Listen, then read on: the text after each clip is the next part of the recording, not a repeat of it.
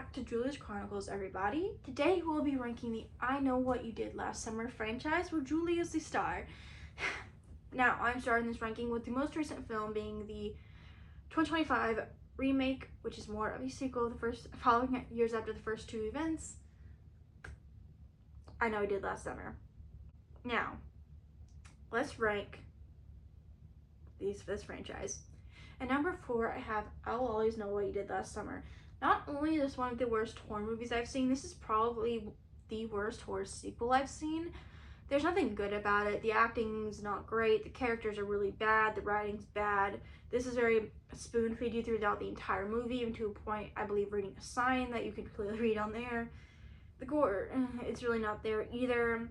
There's choice of the killers. This has the worst ending, with the original killer from the first two coming back as a supernatural figure, even though this movie was never supernatural to begin with. And that's how they connected the franchise.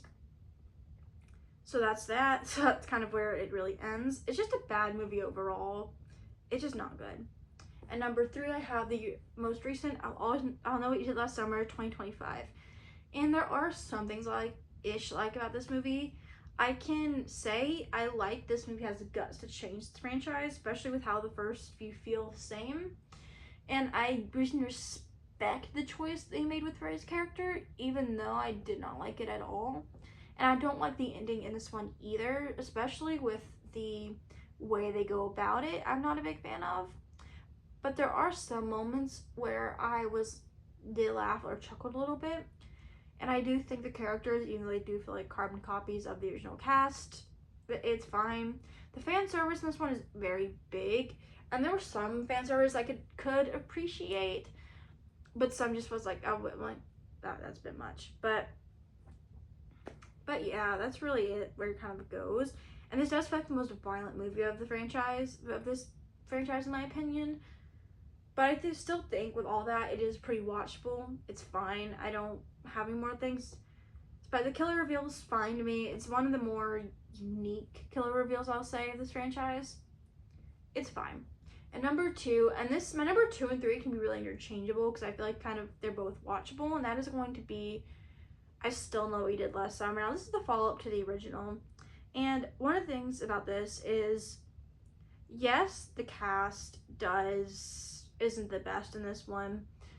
Yes, Julie, I like Julie less in this one than I did the original, but I like that the island place that they chose. I like they acknowledged why people weren't there, and I do think it did step up its gore from the original. And the ending is fine in this one. Obviously, it did the same way the first one did, with a note, really. It landed on his face, but there's been worse endings in this franchise. The first two are worse. It's watchable. It's fine. At number 1, of course, the only one left is the original I Know What You Did Last Summer from 1997. Now, this movie to me is a decent slasher, fun to watch. And I think Julie is good. She's a fine final girl in this movie for me. I enjoy Helen's character a lot more, I'll say. But I do think it's a fine movie. There are points to say. There's one scene that's very known about in this movie that kind of stands out. The reveal, I think, was it was fine. It was interesting. Probably the best killer reveal in this entire franchise. It's an overall decent horror slasher I can sit back and enjoy. Comment down below if you've seen all these movies or what your personal ranking of the franchise would be.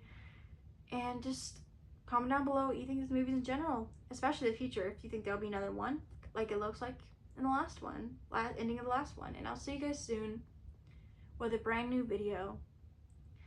Because right now, this will be the last video in the Julie James Chronicle.